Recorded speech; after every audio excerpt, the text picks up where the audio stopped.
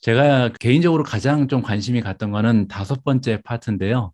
네, 왜냐면 이제 제가 가장 많이 투자하고 있는 종목이 테슬라인데 이 테슬라가 등장하는 모빌리티가 등장하기 때문입니다. 네. 이 챕터는 제가 읽어보니까 좀 굉장히 다양한 내용을 구체적으로 언급을 해 주셨더라고요. 근데 방송 시간상 다 설명을 부탁드릴 수는 없을 것 같고요. 제가 두 가지 정도의 질문만 드리도록 하겠습니다. 먼저 첫 번째 질문은요. 구글이 가지고 있는 웨이모 그리고 이제 테슬라의 자율주행 두 개를 좀 비교 분석을 해주신 내용이 있는데 과연 이 두 기업이 가지고 있는 전략에는 어떤 차이점이 있는지 여기에 대해서 좀 자세한 설명을 부탁드립니다. 네, 이 두 회사의 가장 큰 차이점은 자율주행을 함에 있어서 데이터를 모으는 전략이 굉장히 이제 다른데요. 웨이모 같은 경우에는 자체 주행 테스트를 통해서 데이터를 수집하고 있고, 테슬라 같은 경우에는 자체 주행 테스트도 하지만 이미 출하된 차량에서 수집되는 데이터를 활용을 하고 있습니다. 근데 예. 저는 이게 좀 크다고 생각하는 게 테슬라가 2020년에 50만 대 정도 되는 차량을 출고를 했고요. 2021년에는 94만 대 정도 되는 차량을 출고했어요. 예, 이런 예. 차량들이 이제 전 세계 곳곳을 돌아다니면서 데이터를 모으는 것과 웨이모의 이제 몇 대 되는 차량들이 그 특정 지역을 돌아다니면서 모으는 데이터는 확연히 차이가 많이 날 수밖에 없습니다. 예. 그래서 이제 2021년 1월 기준으로 데이터가 나와 있는데 두 회사 이제 누적 자율주행 데이터를 보면은 테슬라가 총 51억 마일, 그리고 웨이모가 20만 마일 정도 돼요. 그래서 이 둘의 어. 차이가 2,550배 정도 되는 차이가 나고 있습니다. 작가님 보시기에는 그러면 결국 테슬라와 웨이모는 이런 주행 마일의 차이 때문에 그 간격이 좁혀지기는 어렵다. 많은 차이가 있을 거라고 보시는 거네요, 기술력에서. 네, 사실은 좀 아이러니하게도 자율주행의 기술에 있어서는 웨이모가 더 높은 평가를 받고 있어요. 예. 보통 그 자율주행의 단계를 총 5가지로 구분을 하는데, 이제 레벨 5가 운전자의 개입이 전혀 없이 예. 자율주행을 할 수 있는 단계인데, 웨이모가 예. 이 레벨 5로 평가를 받고 있습니다. 근데 예. 테슬라의 경우에는 레벨 2에서 3 정도로 평가를 받고 있거든요. 그래서 자율주행 기술은 웨이모가 훨씬 더 뛰어난 데 반해서 시장에서 이제 평가하는 건 좀 많이 다른 것 같아요. 이제 그거는 기업 가치를 보면 알 수 있는데, 웨이모의 기업 가치가 정말 매년 매년 급격한 속도로 하락을 하고 있거든요. 예. 그래서 과거에 웨이모가 이제 제일 높게 평가받았었던 시점이 제 기억으로는 2018년 정도 되는 것 같아요. 그때 이제 1,750억 달러로 평가받았던 시절이 있었는데, 지금은 예. 300억 달러 정도로 평가를 받고 있거든요. 예. 그래서 이런 부분을 봤을 때 기술력이 다가 아니고 상용화 가능성에 시장은 좀 더 초점을 맞추고 있구나라는 걸 알 수 있을 것 같아요. 예. 그러니까 결국 자율주행이라는 것은 단순히 기술력만 있으면 되는 게 아니라 여러 가지 이제 고려할 부분이 있잖아요. 예를 들어서 도로상에서 직접 돌아다니려면은 기존의 교통 체계랑도 좀 맞물려서 순조롭게 진행이 돼야 되고 정부 당국과도 어떻게 보면 규제적인 면도 우리가 피해 가야 되고 해결해야 될 과제가 굉장히 많은데 그 부분에 있어서는 테슬라가 훨씬 더 유리한 입장에 있다라고 보면 되겠네요. 네, 그런 것 같아요. 아무래도 웨이모는 특정 지역에서만 데이터를 모으고 있고, 그 특정 지역과 특정 날씨라는 조건이 맞아야지 이제 자율주행이 잘 되는 그런 모델을 가지고 있어서 시장에서 예. 평가하는 가치가 점점 떨어지고 있는 것 같습니다. 알겠습니다. 모빌리티 파트에서 한 가지 질문을 더 드리고 싶은데 바로 엔비디아 그리고 이제 인텔에 관한 내용이거든요. 최근 들어서 이제 엔비디아도 그렇고 모바일 아이를 인수한 인텔 역시도 자율주행 쪽에 많은 투자를 진행하고 있는데요. 이 두 기업은 앞으로 자율주행 관련해서 어느 정도의 투자 가치를 창출할 수 있을 거라고 보시나요? 두 기업은 굉장히 어려운 질문인 것 같은데요. 먼저 제가 모빌아이 먼저 말씀을 드리면, 제 예. 모빌아이는 자율주행 칩을 생산을 하고 있고 2007년에 제 기억으로 1세대 칩을 출시했던 것 같아요. 근데 현재 5세대까지 칩이 출시됐고 총 2021년 기준으로 누적 판매량이 1억 대 정도 됩니다. 이 모빌아이는 이미 자율주행 칩을 많이 생산하고 있는 그런 회사예요. 예. 근데 향후 계획을 보면은 2023년에 IQ6라는 칩을 출시할 예정이고, 이 칩의 예상 자율주행 단계는 2에서 3단계 정도의 수준이에요. 그러니까 테슬라랑 거의 어. 하는 수준인 거죠. 예, 그리고 예, 2025년에는 자율주행 4단계 정도 되는 칩을 출시하는 게 목표인데, 모빌아이 같은 경우에는 제 생각에는 아쉬운 부분이 있다면, 이 회사는 아무래도 자차를 가지고 있는 게 아니라 이제 타 완성차 업체에게 이런 칩을 납품하는 일을 하고 있잖아요.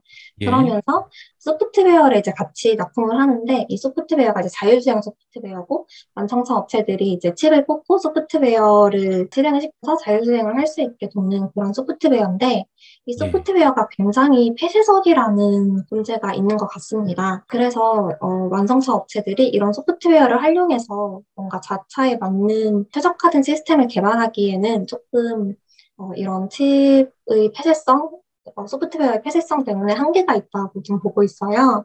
그래서 어, 이런 부분이 조금 아쉬운 부분인 것 같고, 지금 모빌아이 같은 경우에는 올해 초만 해도 곧 IPO 예정이었다고 밝혔는데, 예, 지금은 좀 그런 계획이 좀 딜레이 되고 있는 것 같은데요. 예, 그때 이제 상장 가치가 500억 달러 정도로 추정을 하고 있었어요. 예, 근데 인텔이 이제 모빌아이를 인수했을 때 2017년에 가치가 150억 달러 수준이었거든요. 예, 그러면 예, 5년 만에 가치가 3배 정도 뛰었다는 걸 알 수 있는데, 예, 근데 이게 어떤 숫자랑 딱 맞냐면 모빌아이의 IQ 칩의 출하량 수치와 되게 비슷해요. 모빌아이가 2017년에 900만 대 정도 되는 IQ 칩을 출하했는데 예, 2021년에 2,800만 대를 출하하면서 딱 3배 정도 뛰었거든요. 예, 예, 그러니까 이 칩의 출하량이 3배 뛴 것만큼 기업 가치도 3배 정도 성장을 한 거죠. 그래서 제가 봤을 때 모빌아이의 향후 가치를 판단하려면 이 IQ 칩의 출하량 추이를 좀 면밀히 살펴보는 게 투자자들 입장에서는 좀 중요할 것 같다고 음. 말씀드리고 싶습니다. 예. 하지만 그럼에도 불구하고 방금 전에 좀 말씀을 종합해 보면 폐쇄적인 특징을 가지고 있다. 그 얘기는 이제 약간 기성화돼 있다는 거죠. 맞춤형이 아니라. 그렇죠, 그렇죠. 그럼 맞춤형이 아니라면 굉장히 좀 커다란 약점이 될 것 같은데 엔비디아는 어떤가요? 이제 엔비디아 같은 경우는 모빌아이와 굉장히 다른 행보를 걷고 있어요. 모빌아이는 이제 폐쇄적이었다고 말씀드렸는데, 엔비디아는 다 열어놓은 이제 개방형 생태계를 표방을 하고 있습니다.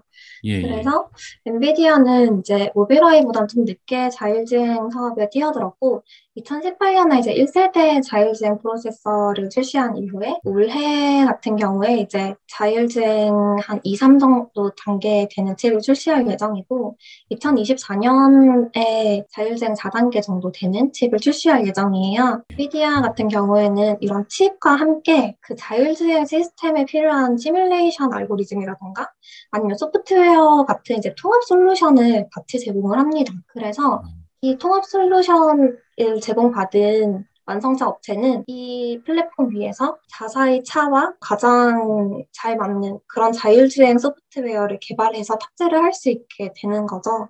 어. 그래서 이 엔비디아 같은 경우는 개방형 플랫폼이라는 점을 표방해서 많은 고객사들께 영업을 하고 있는 걸로 알고 있습니다. 결국 여기서 얘기하는 시뮬레이션이라는 것은 일종의 가상현실이겠죠? 그럼?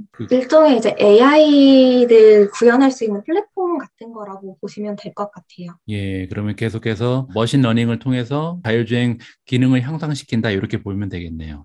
네, 그런 기능도 있고, 또 이제 완성차 업체의 차량 스펙에 맞게 이제 음, 자율주행을 구현할 수 있도록 개발자들이 이제 그런 차량 스펙에 맞게, 아, 우리 차는 뭐, 제가 사실 차에 대해서 잘 몰라서 이제 예를 들면, 뭐, 후륜 예, 구동이니까 뭐 예, 이런 식으로 자율주행을 구동해야겠다. 뭐 이런 음, 점 있잖아요. 아니면 우리 예, 차는 앞에 뭐 레이저가 달려 있고, 뭐 위에는 뭐가 달려 있으니까 이런 것들을 합쳐가지고 자율주행 구현했으면 좋겠다. 이런 이제 음. 차의 스펙에 따라서 개발자들이 손쉽게 개발을 할 수 있도록 만들어지는 그런 플랫폼입니다. 그렇군요. 그러면 결국 얘기를 종합해 보면 엔비디아가 조금 늦게 시작하긴 했어도 결국 기술력에도 차이가 별로 없네요. 왜냐하면 2024년 되면 4단계까지 올라갈 수 있다면 결국 모빌아이를 제끼고 올라갈 수 있다는 그런 계획이 발표가 된 거고 그러면 개방형 생태계를 가지고 있는 엔비디아가 모빌아이보다 오히려 유리하다고 보시는 거죠? 네, 그런 게 이제 완성차 업체들의 행보를 보면 알 수 있는데,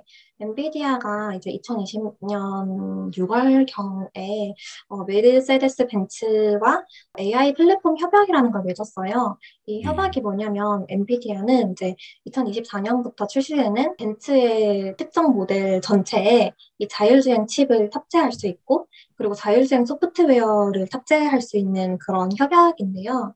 예, 예. 이게 이제 엔비디아에게 좋은 건 하드웨어 매출도 발생을 하고 또 자율주행 플랫폼을 탑재하기 때문에 소프트웨어 매출도 발생을 하게 된다는 점이 좀 의미가 있는 것 같은데요. 여기서 이제 언론에서 보도가 나왔는데 이 소프트웨어의 수익 배분이 벤츠와 엔비디아가 5대5 정도 가지고 가는 걸로 이제 뉴스 기사가 보도가 됐어요.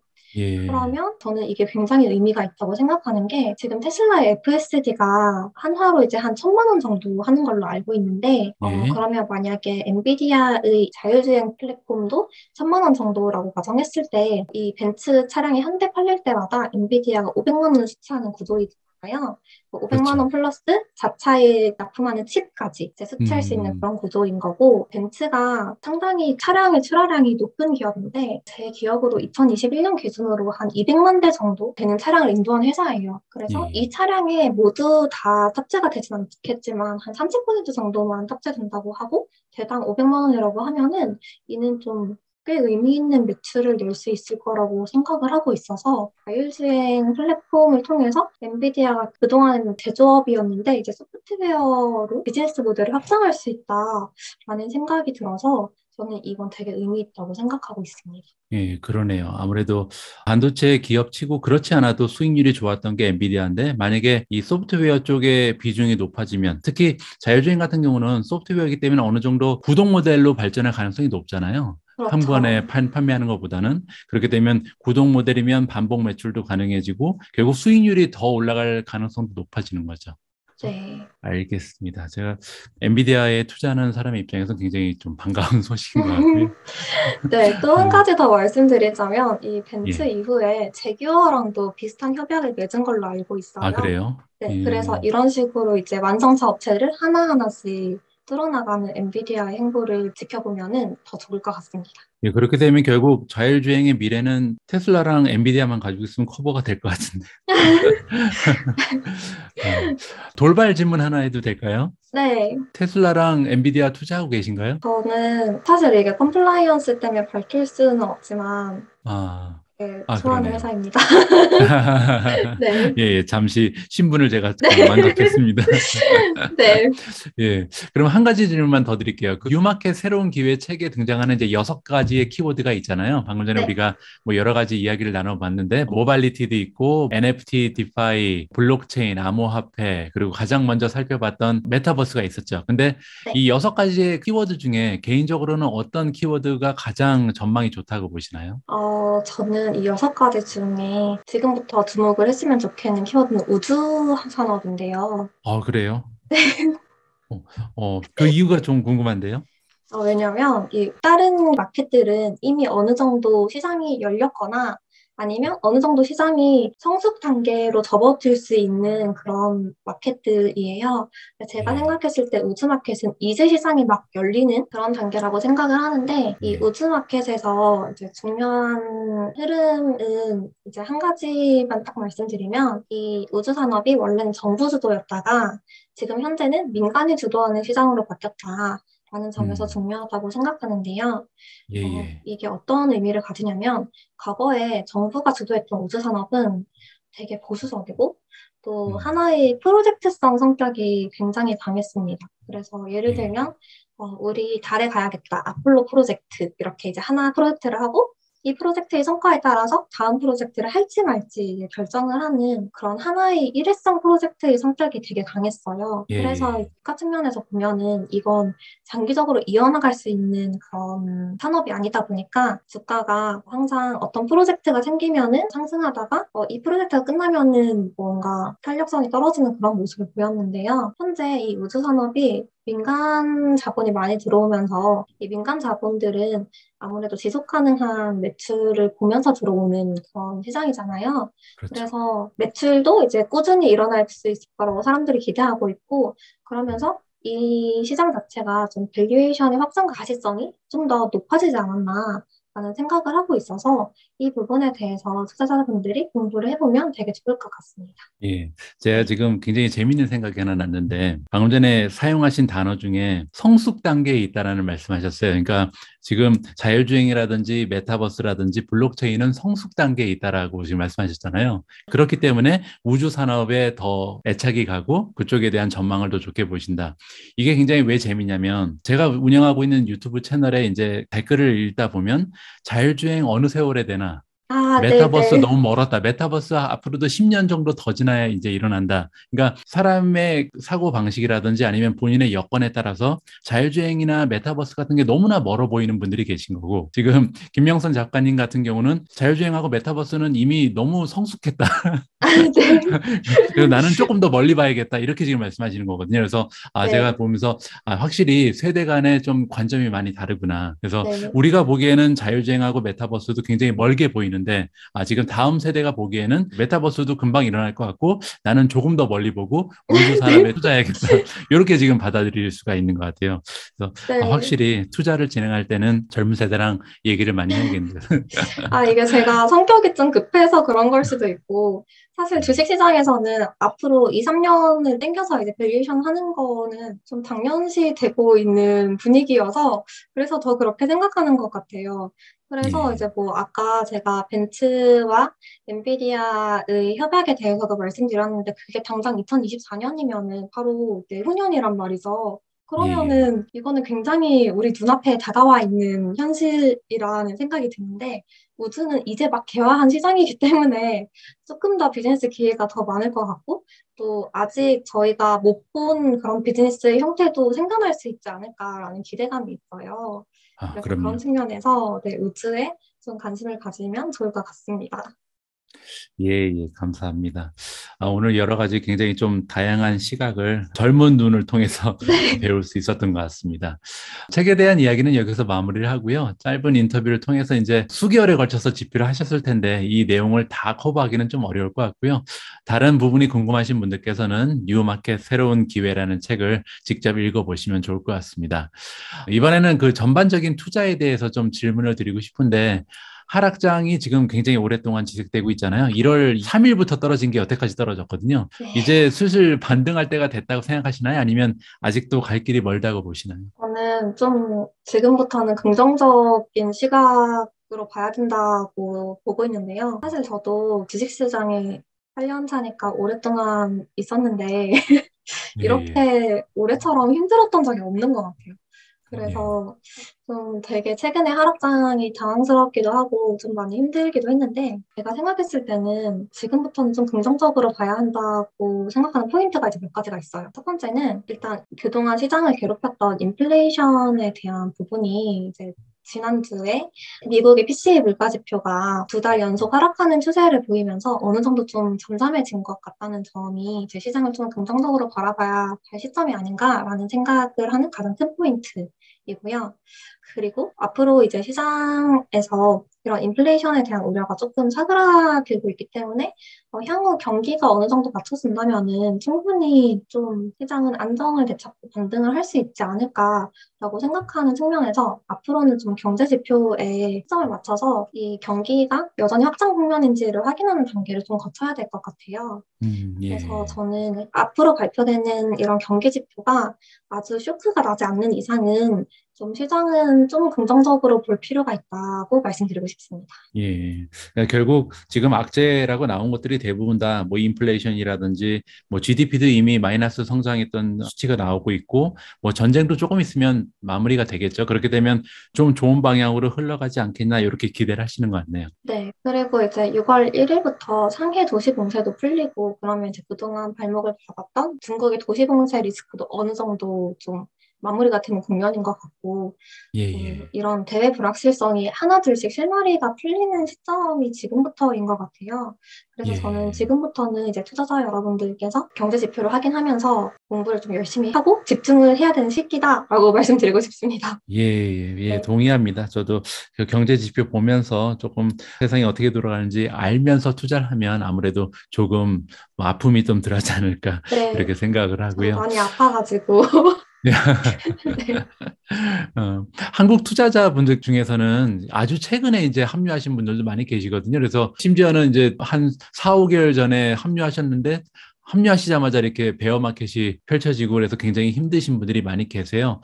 이렇게 좀 힘겨운 시간을 보내고 계실 투자자분들을 위해서 경험자 입장에서 어떤 조언을 해주실 수 있을까요? 지금 제가 생각했을 때 이 하락은 거의 구분응선을 지나고 있다고 말씀드리고 싶어요. 예, 그래서 지금 남아있는 시기를 조금만 잘 버티고 공부를 조금만 더 열심히 한다면 다가올 반등장에서 수익을 낼 수 있다고 생각을 하기 때문에 지금 전략을 잘 세우고 조금만 더 버텨서 저희 다 같이 좋은 시장을 맞이할 수 있도록 했으면 좋겠습니다. 예, 예, 좋은 네. 말씀 감사합니다. 오늘 이렇게 현직 펀드 매니저분의 살아있는 인사이트를 들어볼 수 있어서 개인적으로 굉장히 유익한 시간이었고요. 이 방송을 함께 하셨던 그 시청자분들께서도 모두 많은 투자의 팁을 가져가시리라 믿습니다. 특히 제 개인적인 생각에는 저보다 이제 세대 차가 좀 있는 이런 젊은 투자자의 관점에서 제가 이야기를 들은 게 굉장히 좀 소중한 경험이었던 것 같아요. 그래서 앞으로도 훌륭한 그 인사이트를 계속해서 공유해 주시기 바랍니다. 책도 많이 쓰시고요. 뭐 유튜브 채널에도 많이 출연하셨으면 좋겠습니다. 네, 좋은 말씀 감사합니다. 저도 오늘 이 채널에 참여할 수 있어서 너무 영광이었습니다. 예, 예, 고맙습니다. 그 뉴마켓 새로운 기회 대박 나시길 바랍니다. 감사합니다. 네, 고맙습니다.